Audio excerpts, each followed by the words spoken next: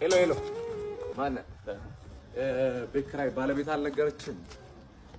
ቤት ኪራይ አንድ ወር ሳትከፍል ሁለተኛ ወር መጥቶብሃል። እየሞከርኩኝ ነው ትላለህ እንዴ? አትሰማም እንዴ? እየሞከርኩኝ ነው። ያንተን የቤት ኪራይ ልከፍል እየሞከርኩኝ ነው። የልጆች ትምህርት ቤት ልከፍል እየሞከርኩኝ ነው። የሚበሉት አጥተው እየሞከርኩኝ ባለቤት ላማታል ሰው አይደለ እንዴ? ይኸው ተመልከት። ይሄ ልጆች ጌም የሚጫወቱበት ልሸጥ እየሞከርኩኝ ነው።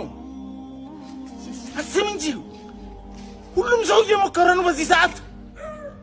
እጁን አጣጥፎ የተቀመጠ ሰው አለ እንዴ? ታገሰኝ በቃ። እየሞከርኩኝ ነው።